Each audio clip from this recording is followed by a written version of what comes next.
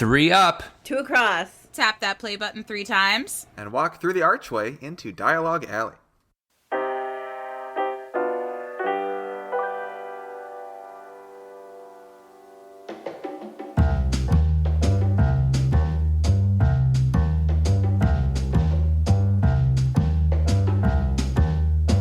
Hello and welcome to the podcast. Dialogue Alley is a show about Harry Potter books, book translations, and all other things magical. I'm Melanie from the Harry Potter Collection on Instagram, and with me today is Carly from All the Pretty Books. Hello. And Eric from Nocturne Eric. Hello. And with us today, again, is our friend Peter from The Potter Collector. Hello, Peter. Sorry, guys. I know you hate having me, but I'm back. Know, it's only been 5 episodes, and here you are again. I'm the bratwurst. We could have had worse guests. We could have a worse guest, I suppose. I would like to point out that, we're having fun. This is fun. This is fun. I know this is going to be a fun, silly episode, because the fun thing about this is, Carly and Peter are, together. They're hanging out. So yeah, Peter's just in the room We're down the literally hallway. Carly literally kicked me out of my own library. I'm in the Potter Collector library recording. And I'm stuck in my bedroom. I know. So it just feels like friends hanging out tonight. That's what this episode is all about. I mean, we do have a main segment. We're going to talk about one of our favorite things in this Wizarding World, and that's the Wizarding World. We're going to be talking about Wizarding World's Harry Potter in Orlando and some of our favorite things that we do there, or some tips and tricks that we might have. But we're going to be talking about that. We have a little bit of news. As always, we'll be talking about our translation of the show. And that's it. Yeah. That's it. Gonna be fun. It'll be fun, guys. It'll be fun. That sounded like you're trying to convince everybody that it's going to be fun, but it's actually going to be. It'll be delightful, I promise. I can hear Carly in the other room. I can hear Peter in the other room. Oh, Except she's delayed.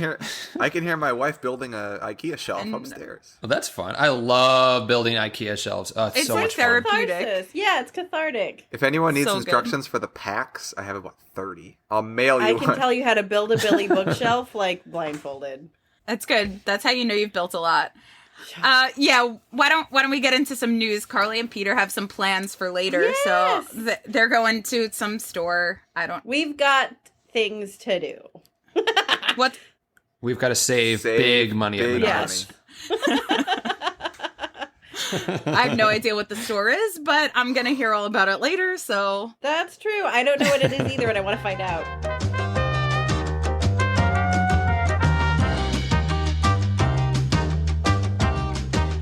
So the news, actually I'm going to let Peter tell us about the news because it's his news, so I'm going to let him do it. Oh, sure. So, okay, have this very big, it's funny, no pun intended, but rare opportunity.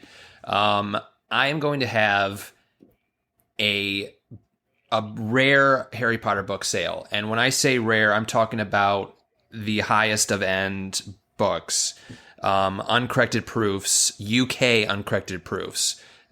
Signed copies that were signed, just when J.K. Rowling was starting off in Harry Potter. Don't worry, I have to put this disclaimer out because people will ask, Peter, why are you selling your collection?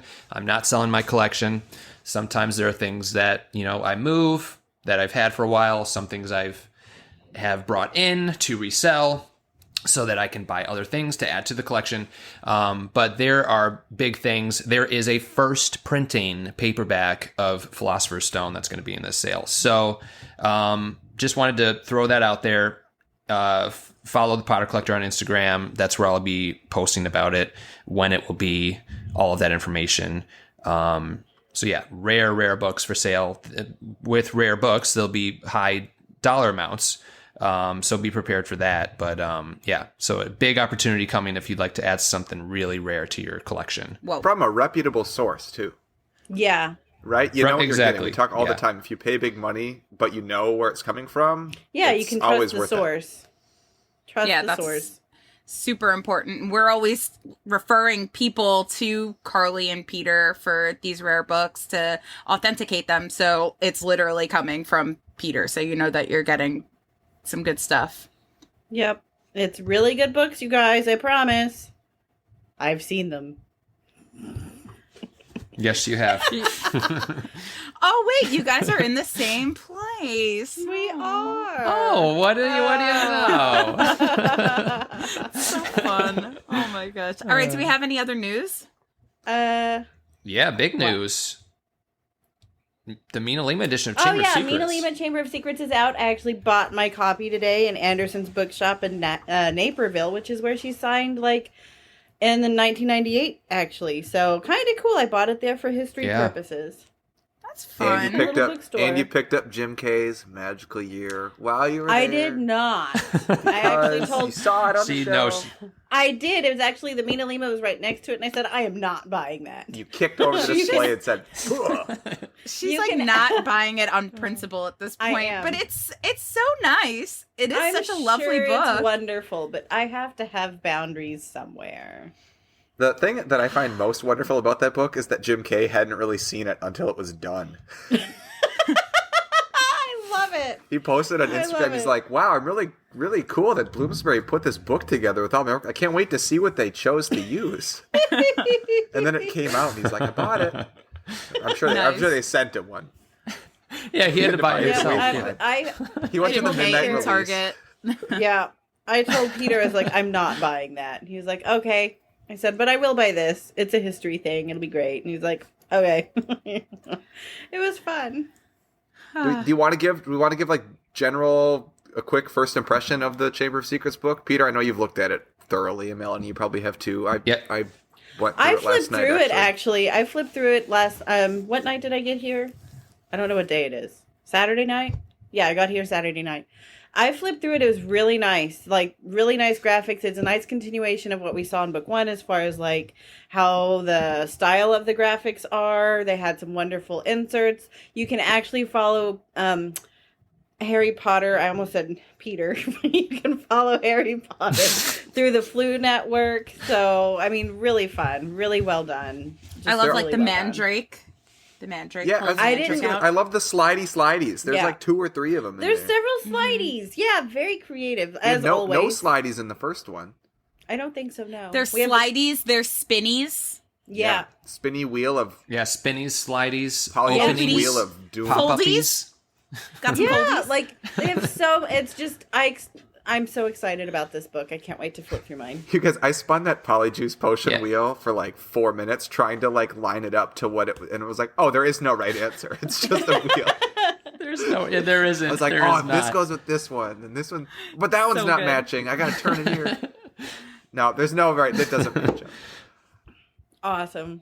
Yeah, Mel actually saw it. She got to see Sneak peek. Really, I don't know if I'm supposed to share this, but when I was in New York, we had dinner. And I had brought the copy that I had received because I was interviewing Mina Lima about the book, and she got to flip through it at dinner. So you spilled chicken parmesan. I spilled the beans.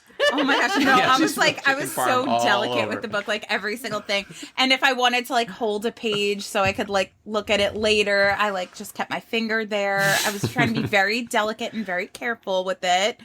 And not talk about it too loud because you're not supposed a secret. To. Yeah, it was a secret book. I didn't even tell you guys that I saw it. But I love it because you didn't. I didn't know that I had seen it. Did you? Maybe. Oh, maybe I did tell you guys. I was gonna say, I think, or no, you didn't.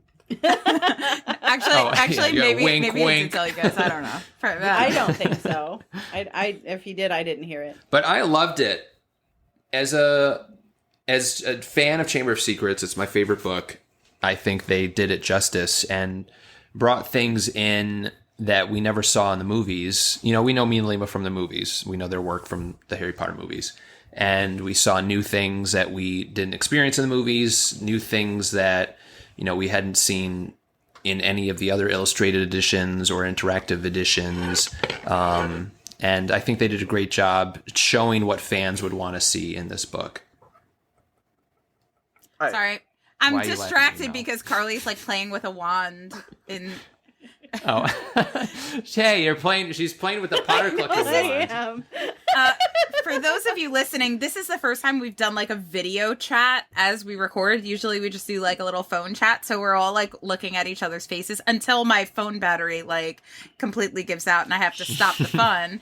But it's so like nice seeing all your faces. Yeah. This is great.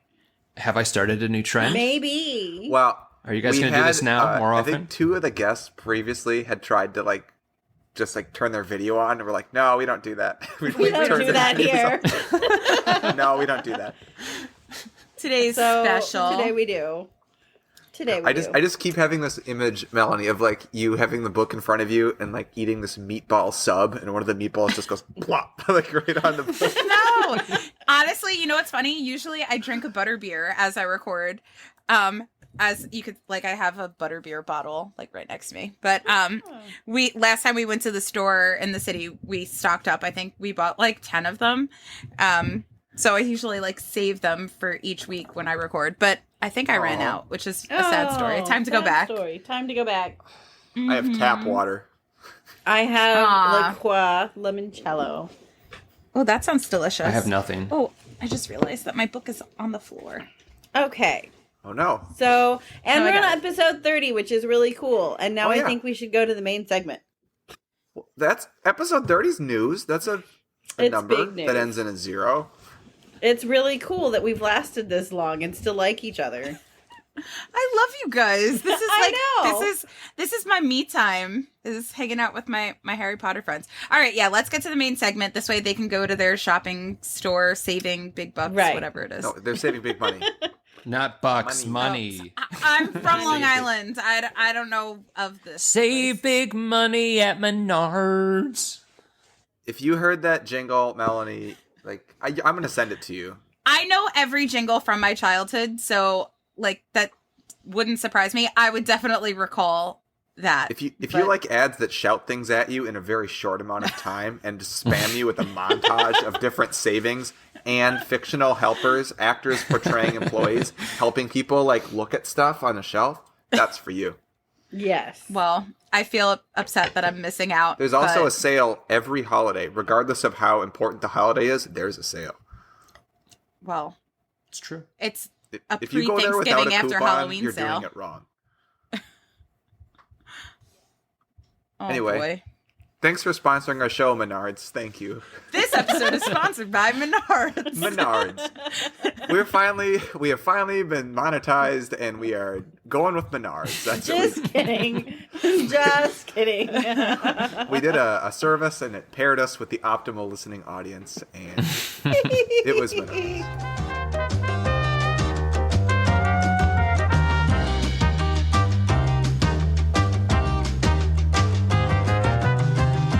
Okay, so for the main segment for episode 30, we are going to talk about one of the most magical places on the planet in terms of Harry Potter fans and theme park advocates, and that is the Wizarding World, specifically at Universal Orlando Resort. We know that there is also a Wizarding World in Hollywood, in California. There's also one in Osaka in Japan, which I'd love to get to someday. But the biggest and by far most elaborate one is the Harry Potter Diagon Alley and Hogsmeade combo in Orlando. And we're going to give some tips and tricks and things to see that we like seeing when we're there. And this is great timing because, Peter, you were just there. I was just there. Peter was always just there. That's Peter was true. always just there. Except during 2020, but no one was there. I was there too. You stayed there. You were in there when it closed, and you just stayed. just stayed. I just stayed at Wizarding World through the pandemic. So I think we've come up with we haven't really come up with. We're going to take turns going through a list. We're going to get to about 10 things that are either important to each of us individually, or maybe a little planning tips if you are planning a trip there. Which, if you haven't been, you should. I know, Peter, you go all the time. I've only been 2 or 3 times. It's not that often. I actually, confession, I am a huge Disney fan. And when I go to Disney, I go to, I do not go to Orlando. I go to Anaheim in California. So I usually only get to the Universal Parks in Orlando if I'm going to Disney World, which doesn't happen nearly as often as me going to Disneyland. So, wah wah. I mean, we're all big Disney fans also. So you're not hot. Like, I know, but okay. I feel like I'm in the minority of people that like live in the middle of the country, and most people tend to go to Orlando if they're not from California, but I tend to favor the California. I've still never been to Disney World, so there's that. Like, I've been to Disney Springs. Stop the recording. No, I'm kidding. I've been to Disney Springs, and that's about it. Well, hopefully in January you can come to Disney for a day. Yeah, depends on my work schedule, but hopefully. I'll call your boss. Okay, that'll work. She'll totally listen to you. Hi, this is Melanie. Hi, it's Melanie. You don't know me, but you should. I'm from Long Island, and Carly will join me in Orlando. I will buy you a coffee. So, Peter's already done an exhaustive list of things to do and see there, but I think this is really... And you can find them all over his YouTube channel. Yeah, over at his YouTube channel, but this is a great opportunity for all of us to kind of give our input as well, because... We can talk about it. We can talk about it. So, Peter, why don't you start? So, what is one tip, trick, or thing that you must see when you go to the Wizarding World of Harry Potter at Universal Studios Orlando? You know what's crazy is I can spew out all the tips, all the tricks, all the things when I have a camera in my face walking around Universal, and I cannot think of one thing to say on the podcast. I'm literally so many right now. I'm literally like brainstorming through videos. But so I guess the one thing I would say, and this is kind of like a multiple thing in one. If you can afford to do the park to park ticket, which allows you to visit both Universal Studios, which holds the Wizarding World of Harry Potter, Diagon Alley, as well as Islands of Adventure, which is their second theme park, and that holds Hogsmeade, the Wizarding World of Harry Potter Hogsmeade. That's where Hogsmeade and Hogwarts are located. That was the first one that they built. If you can afford that, you can ride the Hogwarts Express between the two, and that in itself is just an absolutely magical experience. If you can't afford to do the two and you only have one day, and I'm actually curious to see what Carly, Eric, and Mel think.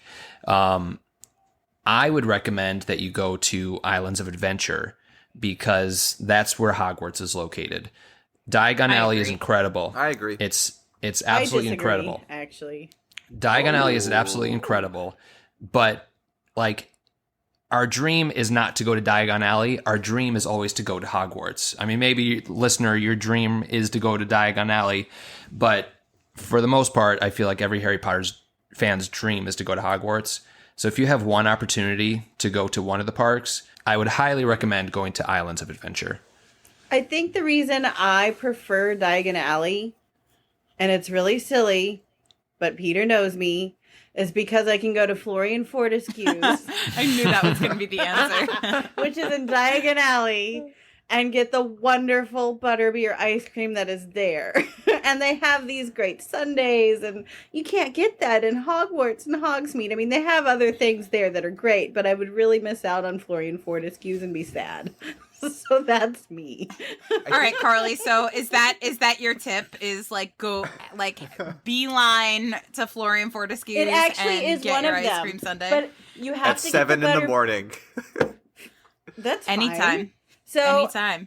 Get the butterbeer ice cream. You have to do that, but you can't add any toppings because it's trademarked. But what is the sundae that is so good, Peter? The peanut butter it's the peanut butter and jelly with the hot fudge, peanut butter and the crumble. Strawberry sundae. The peanut butter and strawberry sundae. That Peter and I both had that. It is really good, you guys.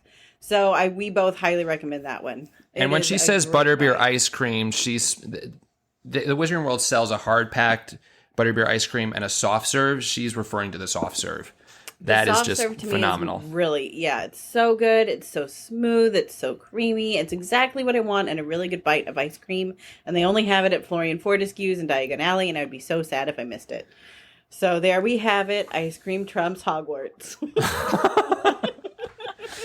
Okay, but let's expand on this. Going back to that, like if the first time I went, only the Islands of Adventure Hogsmeade area was there. The Universal Park area wasn't there at all. So it was just Hogwarts Castle. And I feel like if the first time I had gone, they only had Diagon Alley and not the Hogwarts Castle, I would have been like, what? Like, why didn't you make the castle?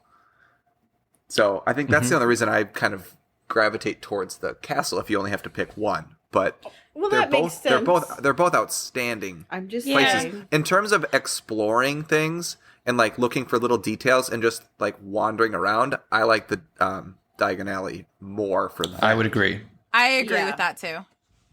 Yeah, that's what I was going to say. I'd rather spend a day, I think, in Diagon Alley, but if I could only choose one, I think I would choose Hogsmeade because, I don't know, nostalgia reasons also. You can't get a turkey leg at the Leaky Cauldron, but you can also get fish and chips at both. So, I don't know. I always go back to the food. I would go to Diagon Alley. Like, I love the food there and the ice cream. I just feel like there's more places to hang out. I feel like for us, whenever we're there, we spend our time at Diagon Alley. I feel like we spend like a little bit of time, like we for sure go back and forth, but I feel like majority of our time like hanging out is at Diagon Alley for sure. It is for sure. Plus they have the steps, they have more shows. I don't know. I enjoy it more. There's without a doubt more to do in Diagon Alley, which again is located at the Universal Studios theme park side. The food is better in my opinion at the Leaky Cauldron than at the Three Broomsticks. There are more shops. There's, like Eric said, there's more to explore and to see. But then again, if you have, like Eric said also, you know, if you're going one time, would you rather see Hogwarts Castle or Diagon Alley? You know, there's still plenty to do in Hogsmeade. But when it comes to more to do, there is more to do in Diagon Alley, but Diagon Alley doesn't have that turn around the corner and view of home, Hogwarts Castle. I guess it just depends on what you really want out of your trip, right? Like, if you would be regretful for not seeing the Hogwarts Castle, by all means go there. But otherwise, like, really think about it, because both offer a lot, and they're different.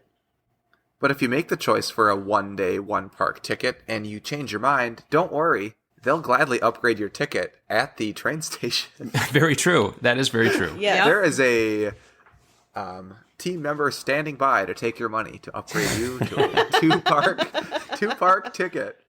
Okay, so I guess for me, like, my tip and trick that I found really, really, really helpful. So a few years ago, 2019, I was in Halloween Horror Nights, which is super duper duper fun. Highly recommend. And I was at the park literally from open until the end of the close at Halloween Horror Nights. So I was there all day, like however many hours, well past 12. And I got really, really, really headachy. And I wound up having to go to Wiseacres, which is where the, which roller coaster? The Gringotts Bank roller coaster dumps you off at when you're done is Wiseacres. It's the store in Diagon Alley in Universal Studios. And they have headache stuff should you need to buy it. Painkillers and whatnot.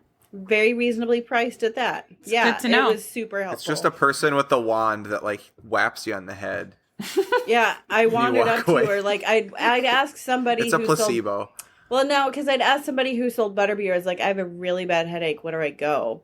Because I was getting desperate. It was getting either I was going to have to go back to my hotel room and go to bed because it was turning into migraine, or find headache stuff and take it right then and there. And she's like, oh, Wiseacres sells some. And I was like, brilliant, send me there. So I went there. And I got, I think, 3 packets of whatever it was and took it all. And felt better. There you go. So if you don't pack your own headache stuff and you need more. Yes. Wiseacres.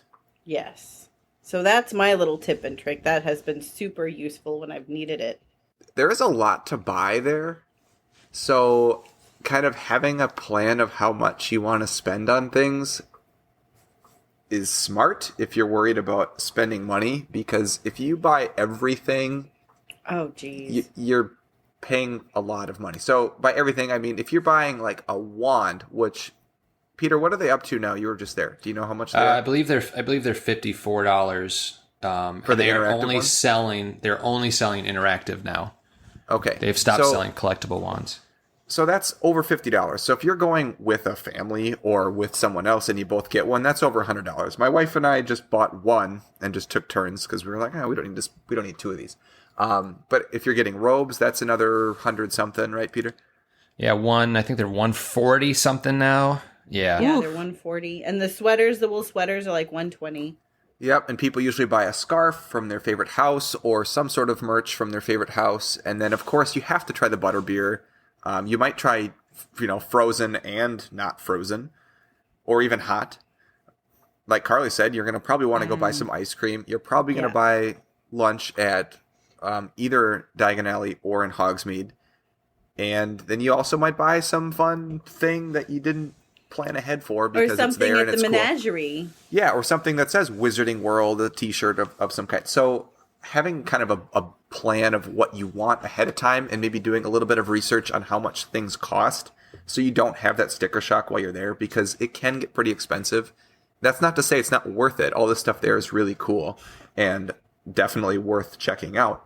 But just having that plan ahead of time is one of my travel tips. Or like if you're going to go a lot of times, like I knew I was going to be going like 3 times in a year. So I spaced out my buying. I bought like my scarf this time, my sweater this time, and my robes at a different time. So that way it wasn't a big lump of change at once.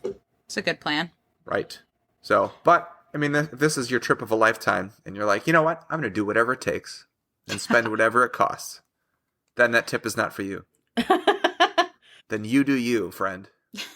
Melanie. All right. My tip is going to be to take your time because there are little magical things around every single corner. And I feel like I've been there so many times at this point, but I feel like there are still things that I see that I missed the last time or things that I don't necessarily notice, whether it's standing outside of Grimmauld Place and waving at Creature or dialing magic in a phone booth or, seeing a Mimulus Mimbletonia in a window. There are just so many Easter eggs for us movie fans and book fans that we see all over the place. So really taking your time. And I feel like it's easy for me to say because generally when I plan these trips, like I'm just going to go to Wizarding World. I'm not going to go to all of Islands of Adventure, and I'm not necessarily going to be one that's going to be going on all of the Dr. Seuss rides or whatever the case may be. I'm just going for the Harry Potter stuff. So typically, if I spend a full day just doing the Harry Potter things, I can take my time like that. But I would say, especially if it's your first time going, making sure that you really take your time, go slow, look in every single window and every crack and down every alleyway because there's so much to see and you don't want to miss any of it. Or if you're like me and you didn't know Nocturne Alley was there because you went when it just opened and you're like, oh, it's here. See? There it is. See? It's actually there.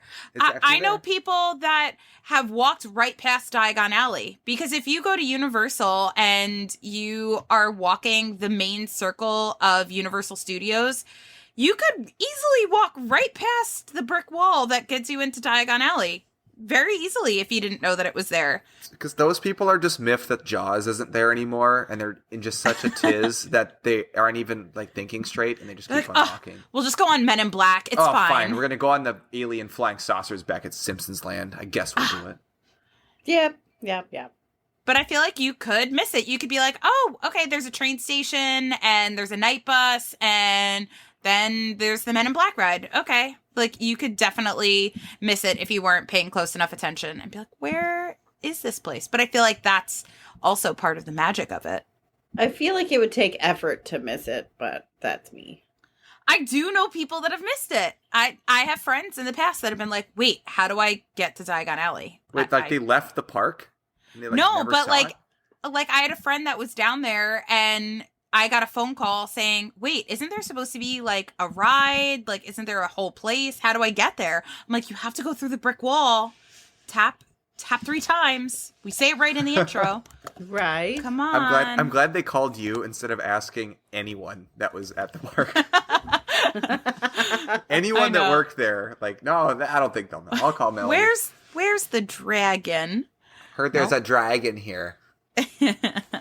That's right. All right, Peter, what would you say is another tip or trick?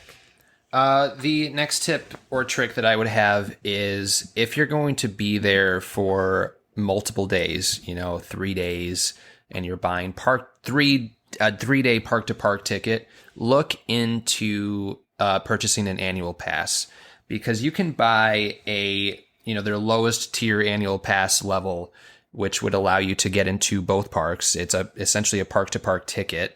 Lasts for a year. It has, discounts on merchandise. You can get their lowest tier for $349, which is pretty much the cost of a 3 or 4 day park to park ticket. So if you're going to be spending that money, definitely look into annual passes and what they offer, because then you can go back and not have to pay for tickets again.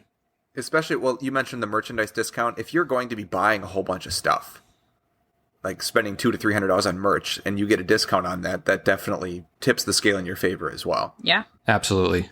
And you get discounts on hotels. So if you're someone who likes to stay on property, I'm not so much one who likes to stay on property because they can be expensive. But a lot of people love just kind of that all-inclusive feel. You get discounts on your hotel rooms at the Universal Studios Orlando Resort. So that's another benefit as well. I didn't know that, and we were thinking about buying our passes and getting annual passes, and I think we were planning on staying on property when we go. So I'll pick your brain a little bit more, Peter. Happy to be picked. Excellent. Just not my nose. No, we won't pick your nose. We'll just pick Thank you. No, that's what I say. You can pick your friends, you can pick your nose, but you can't pick your friend's nose. No. Gross. That's the rule. That's the rule. So one of my favorite things is, like, a lot of people, like, if you stay on property, you get your room key can be used as a fast pass, but I typically don't stay on property, much like Peter. I'll stay off property. And so what I do, because even if I'm in a group, I will do the single rider line. That is one of my favorite things. And I found, like, single rider line tends to be faster than the fast pass. And I've gotten to ride many wonderful rides that way. And because I don't really care who I sit by when I'm on the ride, I just want to go on a ride.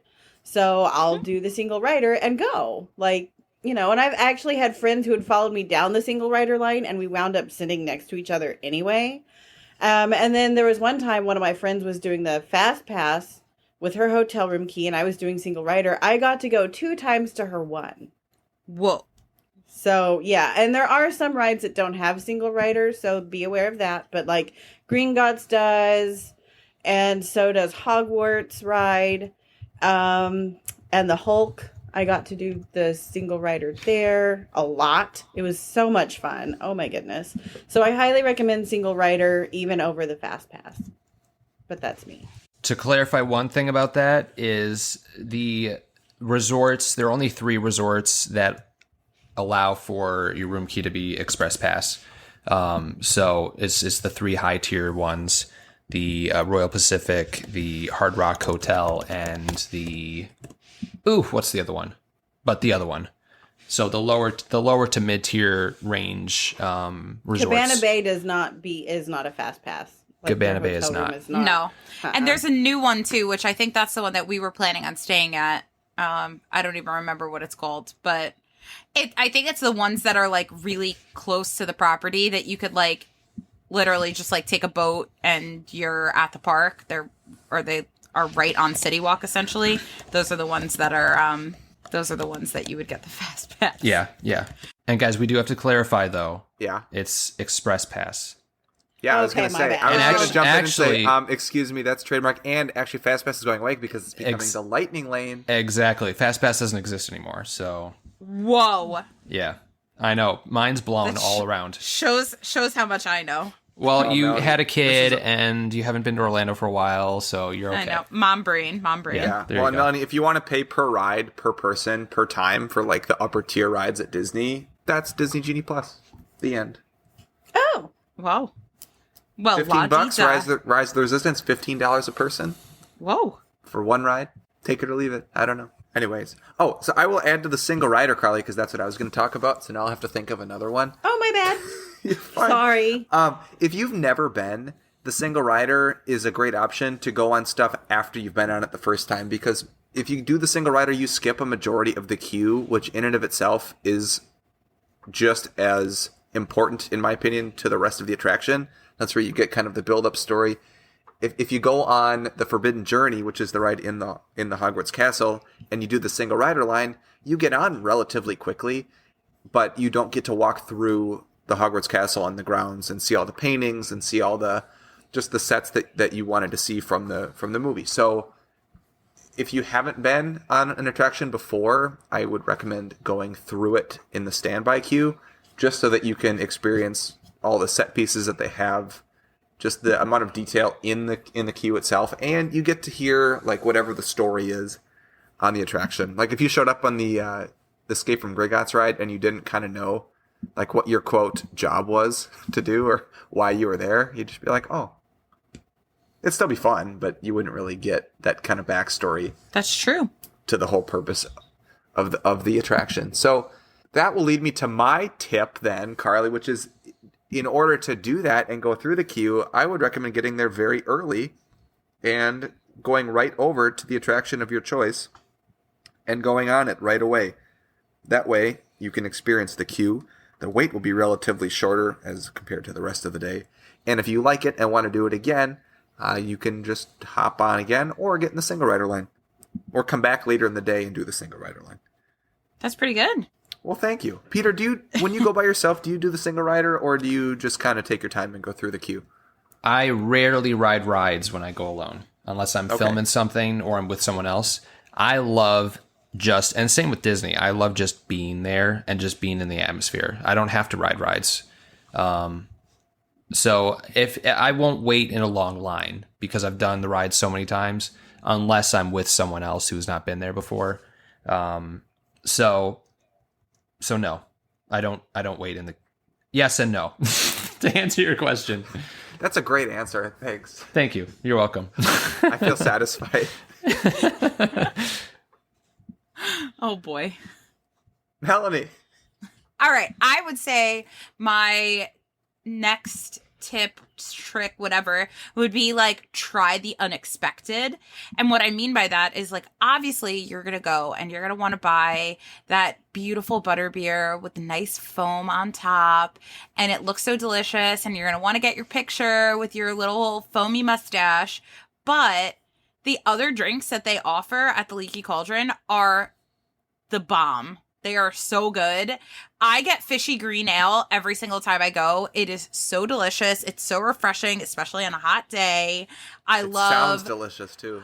It's so good. And I love that they always say like, ooh, you got like little fish eggs. Careful. They're going to hatch in your belly. Like stuff like that. Like I could just like imagine being a little kid and being like, maybe I'll get butterbeer instead, like being spooked. But it's so good. It's so refreshing, so delicious. And I feel like there are so many other things around the park too. Even if you go into Honeydukes, like you're obviously gravitate toward chocolate frogs because they're so nostalgic, but there are so many other candies and sweets and delicious other fun things that you might not expect that you shouldn't miss out on. I would agree. I would agree entirely, actually. There's so many good things. There are, and that's why you have to be careful of how much you spend. Yeah. About that. Going back to Eric's tip. There's so many, like the way both of the areas are done with, again, all the Mina Lima detail, right? We've talked about that before. There's so many things that are meant to have you just want to grab and buy. Mm-hmm. Which that means they did it really well because there's so many things you want to pick up and look at and turn over and either put back on the shelf or put in your shopping bag because they are just such cool things. Just the details and the graphics on all the containers that hold the candy or that hold the merch is just really cool as well. Absolutely. Mm-hmm. They did their jobs. They did.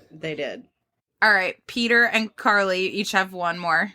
My next would be if you are afraid of roller coasters, get your butt on Hagrid's Magical Creatures motorbike Oh my god, adventure. that was mine. That was mine. Oh, I'm sorry he took yours, Carly.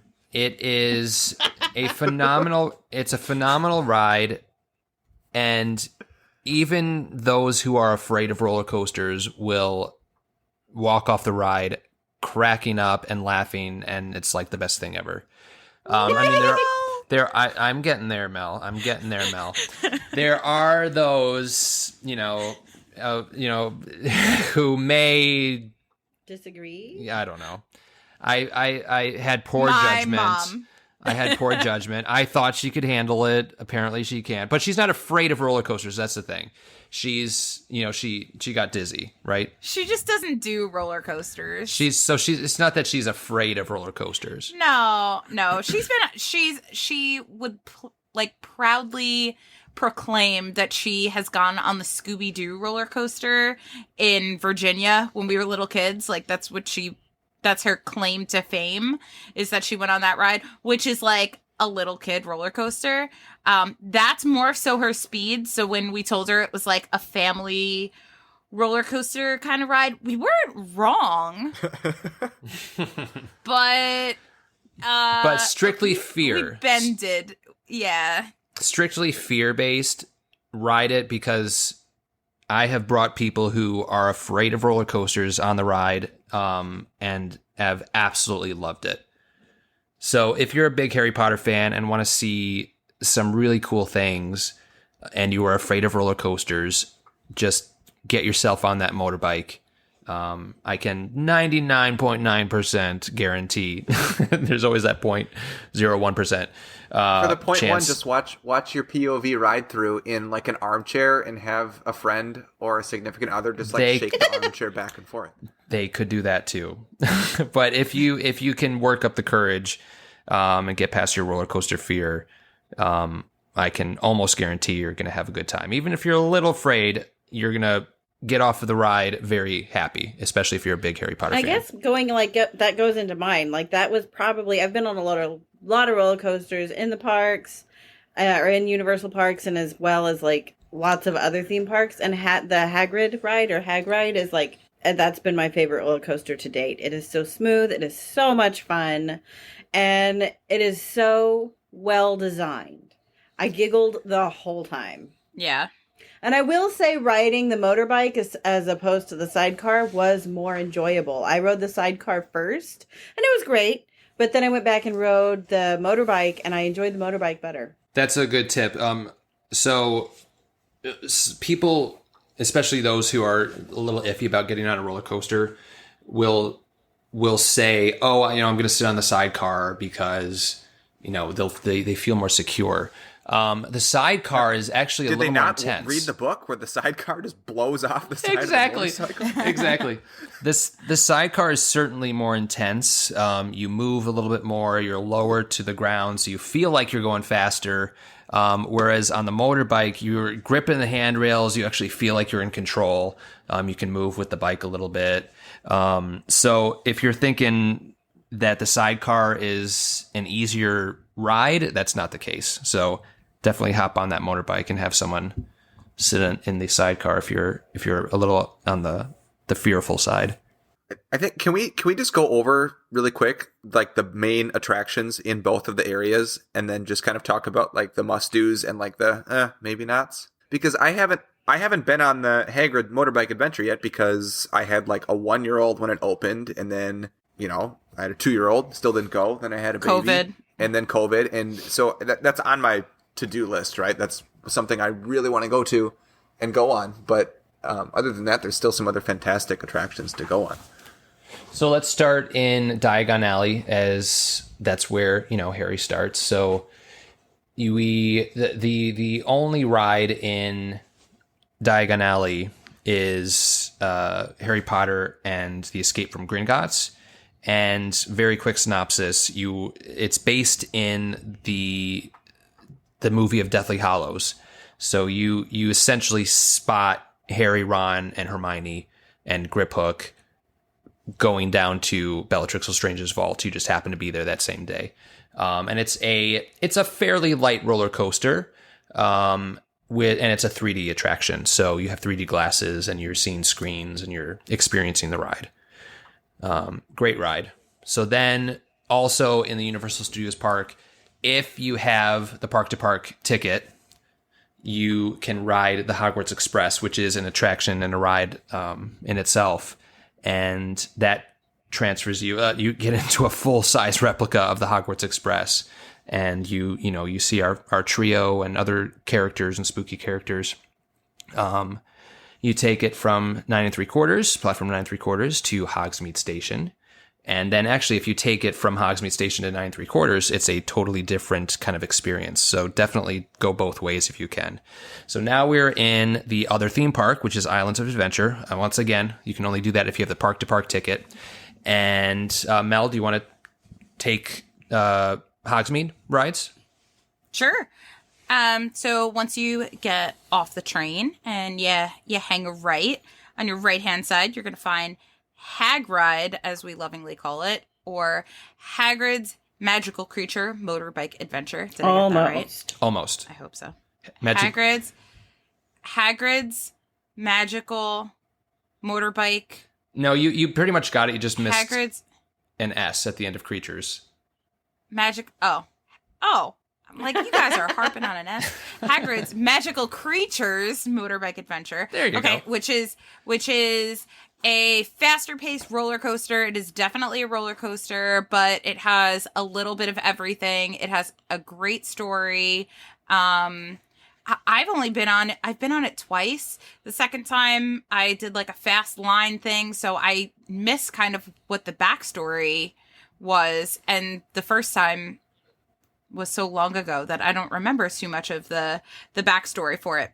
But I know that it takes place on the ruins of Hogwarts, and you get to see a lot of magical creatures that are mentioned in the books and not in the movies, which is really cool. And then from there is, I just call it, it's like Buckbeak's ride, but it's not called that. Flight of the Hippogriff is the ride, right? So then there's Flight of the Hippogriff, which is more of a family roller coaster. It's a really, really short roller coaster. Usually has a pretty short line, but you get to see your feathery friend on it, and you get a really beautiful view of Hogwarts. So it's always worth the ride.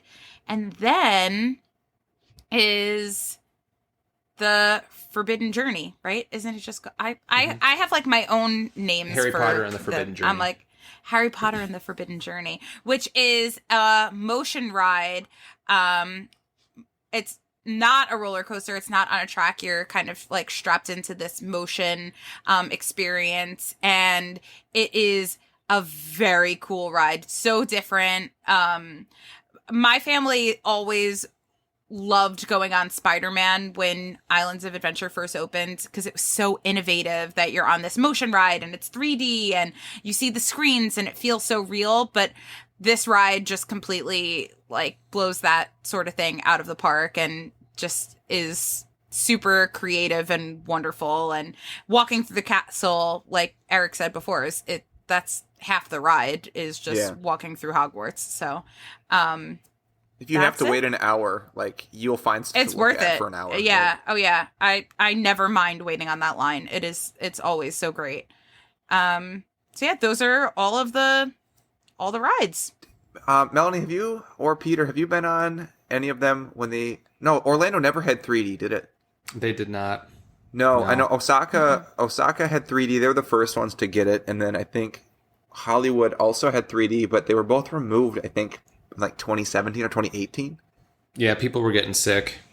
Yeah, and that, even if it's not in 3D, of all the rides that you just mentioned, this is the one that if you get motion sick, this is probably the one you'd get motion sick on. Yeah, I always end up a little bit dizzy coming off of it, but I'm like, it's worth it. You can head down to the back to the Leaky Cauldron for a pick-me-up. Oh, well. Hagrid. Yeah, I could, but the Three Broomsticks is closer, so that's I'll true. head there. That's true. Did you guys ever, like, when you're on that ride, if you're sitting on the end, like the end seat, you can kind of like peek around when you're going through the live action parts where they actually have the animatronics, and if you get a glimpse of like the other people's like vehicle on that mechanical arm that's just like whipping them around, I get the giggles pretty bad.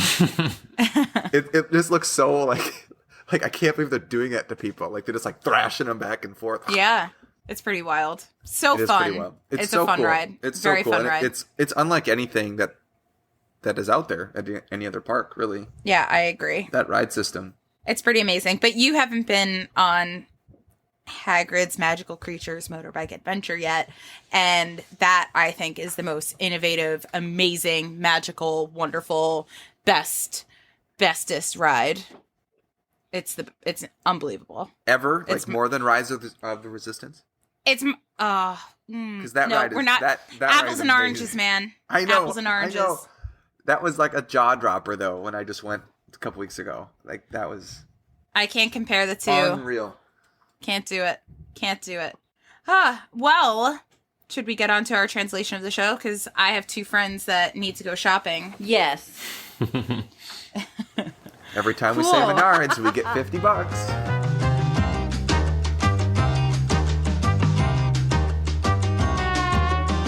All right, so our translation of the show this week is Farsi or Persian. They're used interchangeably. They could either be called Farsi or it could be called Persian. And depending upon... Or Farsi Persian. Oh, see? And depending upon... Persian Farsi. Whoa, mind blown.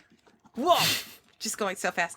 And depending upon what you call it is going to depend, for most of us, where it ends up on your shelves. I know I alphabetize it with F, but... I some might alphabetize it with P. I do P. Oh, I do P.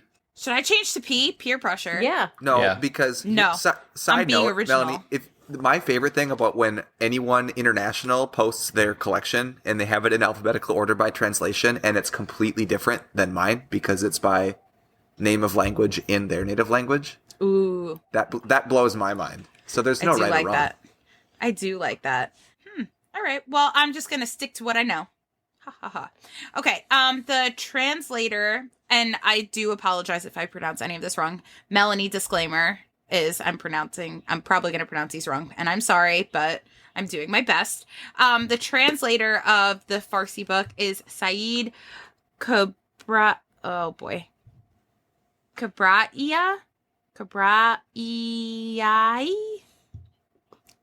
I might as well give up. I feel so terrible. I feel like I'm butchering that name. But I can tell you that the publisher is Tandis Books. So there we go. At least that I can pronounce. And just a little bit about Farsi is that there are approximately 110 million Persian speakers worldwide. It is a Western Iranian language, and Persian is predominantly spoken in Iran, Afghanistan, and I don't know how to pronounce this country. Tajikistan. All right. So what would you guys say on a scale of like 1 to 5? How rare would you find this particular book? We're talking about just book 1. Book 1, but the book 1 with the crazy cover, not the new book 1 cover, correct? Yes. Book one with crazy cover. Yep. I wouldn't give it a 4, but I wouldn't give it a 3, so I'm going to say a 3.5. It's still somewhat easy to find. It's not somewhat easy to find. It's relatively easy to find. If you know who to talk to, yeah. If you know where to look or who to talk to exactly. I think there's one on eBay right now, but it's a little bit overpriced. So, yeah, like Carly said, if you know who to talk to, where to look. But they're not necessarily cheap. Like, they're not expensive, but they're not cheap anymore either. Exactly. I don't think that they're cheap at all trying to find them, because this is one set that I want to have this whole set, and I still need this set. But I feel like the books they can be expensive. Yeah. Especially when like, book 5 is 3 parts, book 6 is 2 parts, 7 is 2 parts. Like, they're multi-part books, and you have to buy all the parts to have the full set, right?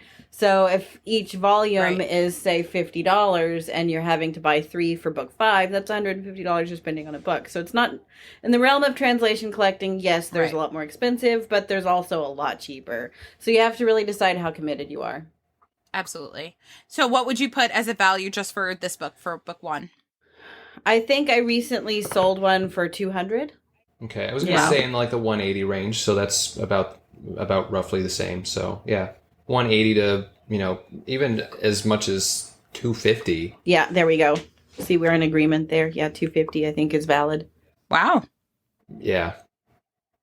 Yeah. It's a lot more than I paid for mine, which I was going to say. It's out of print, right? This particular version. They're out of print and the demand is high. That drives price up. Yeah. Yep. Pretty wild.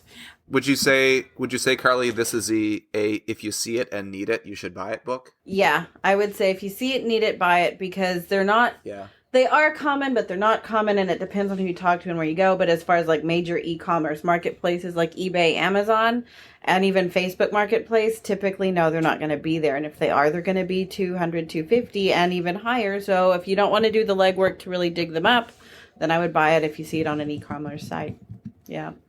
All right. Do we want to do a little tots scale of this book? Sure. We should, but Melanie, I've decided after re-listening to the one where we talk about traditional Chinese, we should quickly mention the state of our copy before we do this. That's pretty good. That's a good idea. Mine is in I would say very good condition. If that helps. My pages are nice and crisp and white. Same. And Mine is brand new, unread. Yeah. How's yours, Carly? Carly, how's yours over there in the Potter Collector Library? My copy is fabulous, Peter. How's yours? My copy is fine. Ow, ow. So funny. It's the same book. They're sharing. Thanks No, for saying guys, it out Carly travels with all of them. her Every single one of her 300. books. Yeah. Everyone is with her. They're all with her. Yep. She Poor brought them all Southwest to Airlines. Chicago. They're all there. Checking a bag, ma'am? Yes. Woo! All the bags. All right, if we open this book up and take a whiff. Just disclaimer, I stuck myself in the eye with the corner of the book and it hurt. Oh. Well, I hope the you didn't first dog time. ear my corner with your eye. I did not dog ear your corner with my eyeball. I'm more concerned about my book than your eye right now. Peter's book has been downgraded from fine. It was worth $250. Now it's worth $50 because Carly poked it with her eye. Peter will now add an additional category to his sale: rare books, signed books, and recently damaged. But a quick disclaimer, I am not actually looking at or holding a copy of Philosopher's Stone. Carly is holding my copy. I'm looking at a Chamber of Secrets copy, which is in the exact same condition as my Philosopher's Stone. All right. I feel like that. Other than cover art, I feel like you're going to be able to give absolutely. just as great of an opinion. So, all right. So, how do you think it smells? Dreadful. Smell, I would say outstanding because it doesn't smell like anything. Yeah, I can't smell Really? anything. Mine is dreadful. It is dreadful. I think it's dreadful. All right, now I've got to go. think Now I have to go this into one the. either, I have 'cause to it go is into the room and dreadful. actually smell Like- my book. Okay. I think I'll it have smells it open This you have smells to smell dreadful. the spine glue. It's really bad. Like, Okay. get in there. I'm getting as far in there as I can. It's dreadful. Mine smells. It doesn't smell like anything. It's dreadful. Thank you, Carly. I totally agree. I think it smells dreadful. Same. I do not like how this book smells. It's Same. not good. It is not good. Maybe it's like the cilantro thing, where like a small percentage of people Yeah, maybe. don't like cilantro. Or maybe it's a male-female thing. Oh, But it is dreadful. Like, I keep Maybe. smelling different parts of it, and it's just all bad. Yeah. Yeah, not good. Woo. Not good. Not good. Oh, Okay. oh, for me. I what do we think size love and how proportions? floppy this book is. I do too. I'm not done yet. That's not size and proportion. Because I love... No. Every I time. love... and speaking of the cover art, No, I love the size of the book because it flops wonderfully. So there we go. I would give it an O, another O. It's size wise, it's a perfect size, good proportions. Obviously, I don't read Farsi or Persian, or excuse me, I don't read Farsi Persian. But it looks like, the writing and the scripts proportionally is good to the pages. I don't know.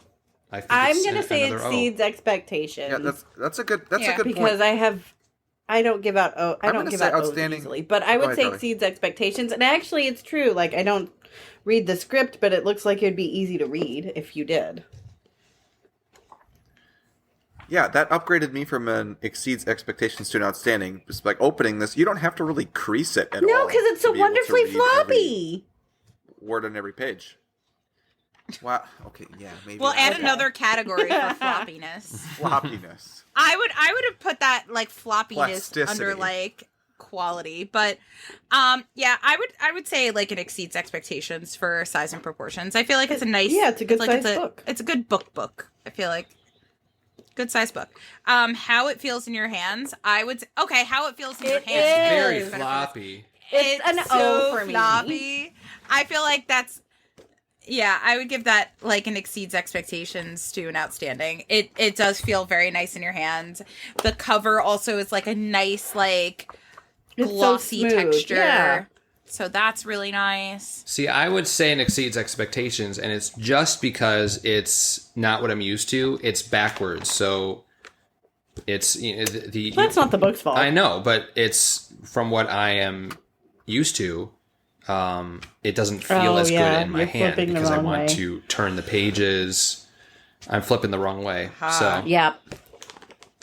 But yeah, other than that, it feels great in your hand. I wish the cover was a bit thicker. I like the floppiness of the page, but when I'm holding it up in front of me, you kind of have to do like the magazine bend just a little bit to keep it from kind of like just wilting in your hand like a sad flower. I think it's just you, bro. But maybe that's just me. Maybe that's just the reading position that my hands have naturally. Possibly. I don't know. Possibly. I don't know. I'd still give it an exceeds expectations. Yeah. It's still a really great book in terms of how it feels in my hands. Yes. And then what would we say for the quality of the book? I would say, considering we were just talking about the fact that this book is out of print and all of ours are in such lovely condition, like, quality is pretty outstanding. I would agree. I think it's pretty outstanding. It holds up. I haven't seen one that's been read, so I can't say it reads well, but, as far as like spine lean and stuff go. But that looks like, if you look at the spine glue, it looks like it's well glued. It looks like it's well bound. It looks like it'll handle like multiple reads. And I think it'll be fine. Like, I think it'll be great. So it's at least an exceeds expectations, if not an O. Yeah, see, I would say acceptable just because the cover is a little bit thin. The pages are a little bit thinner. It still feels good in your hand, but quality-wise, I think, as Eric was saying, the cover is a little thin. It could be thicker. I will say the pages aren't plastic coated, so they're going to brown easily if you read it a lot. And they're pretty darn thin. Yeah. But that's kind of common. I've seen for like other books from that publisher. There's a chunk of pages from when it's glued. Oh, I can actually tell you. Actually, I can't tell you the page number. Actually, I can because I don't know if they use Arabic numerals or Roman numerals. No, anyway, like the first third of my book is white, and the next third, like 2/3 of my book is slightly less than. Is that in yours too? Oh, I see that. Yeah, mine has that. It's like a brilliant white, like the first third of the book, and then the rest of it is more like a shiny almost pearl. Off-white. If you were to ask my husband, he would say they're all white. As he said about my wedding dress, it was white. No, honey, it was ivory. But that's okay. Yeah, no, I agree with you. I think that they're two different whites. Yeah, I feel like if you were to like poke yourself in the eye with the corner of this book, it would dent. So it did not dent, by the way. I'm saying acceptable for me just because I feel like the cover would bend and the pages would get kind of red if you were to read this. But I'm not going to read it, so it's held up unread in really great condition for over 10 years for me. Yeah, so. Very nicely. All right. This is the one that I'm excited to talk about, the cover art of this book. What do we all think? It looks like interpretation and the cover art, definitely a 1. Yeah. A 1. That's not part of the thoughts. A 1. Definitely. Oh, sorry. I was looking at the other troll. scale. It's definitely a T for troll. Yeah. It looks like somebody went through the clip art on their computer and was like, yeah, this works. That's Carly. We joked about this. We had an Instagram live one time talking about our least favorite covers, and we talked about how, like the Ukrainian, this is just like at a board meeting full of people, and they're like, is there That's a castle. Yeah, all right, I'll find one. Is there a kid? Yeah, I'll find a kid picture. Is there an owl? Sure, I'll get one. Like, what gargoyles? What else? Oh, there's like a... Gargoyles, they must exist. Owl, we've got to have an owl. We've got to have a Grim Reaper. There's like an evil wizard. Well, I can't find that. Grim Reaper, close enough. Just put it on the cover. We'll be fine. Lightning, add the lightning. And then the guy running away, like, on fire.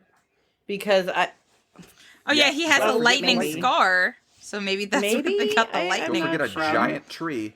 But it's a... On fire. It's a piece. I think that's supposed to be Quirrell. Troll in the dungeon. You know, I don't know that they know. Or is that Peeves? Is that Peeves? Okay, now I give it a T for troll. Yes. But it's still one of my favorite covers because it's so weird and so unique and just different. So I wouldn't say I hate the cover. Which is funny. So it's a terrible interpretation. But it's definitely unique. Like, if you like unique covers, this is definitely one of them. I agree. Yeah, but it's one of my favorites. This is like someone comes and looks at your library and you just pull it out and put it in their hands and you just wait to see what they say. Yeah. I've actually done that, with a few people who came to visit me. I'm like, here's this book. What do you think? And they're like, what? I just noticed, like, the words Harry Potter in English on the cover, like, why do they, like, go up and then the R is, like, on top of the line, then the Y is right in the middle, but then the O is below the line? Like, I think it's just they're making it dance across the lines. I think if you play it on a recorder or a pan flute, I think it maybe is a secret melody. Maybe, but I also like that that's what you have problems with and not the rest of the art. Fair, that's fair. Just pointing that out there. We'll definitely have a picture of this cover on our Dialogue Alley podcast Instagram. All right. So I think that's all the time we have today. Peter, thank you so much for being on with us again. Thanks for having me on again. This was fun. It was super fun. Yay, we remembered to thank someone. Yeah, we thank... Melanie, I thought, like, we're going to thank the guest before we even get into any of the housekeeping stuff. Whew. I'm glad. I'm so glad.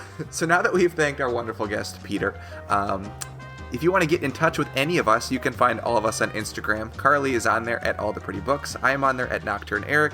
Melanie's on there at The Harry Potter Collection. Peter, where can people find you? At The Potter Collector. All the things. All the things. All the things. Except for Twitter, right? Yeah, except for Twitter, because The Potter Collector's too long, so it's just Potter Collector. The Twitters. How cumbersome. You can find an Instagram page for this podcast where we post pictures of things that we discuss in our episodes. That is on Instagram at Dialoguealleypodcast. You can also send us a question or email or feedback of any kind through that Instagram page, or you can send it to our Gmail, which is dialoguealleypodcast@gmail.com. We got a great inquiry from someone looking for more information about the Chinese Deluxe Edition that we talked about a few episodes ago with Sean.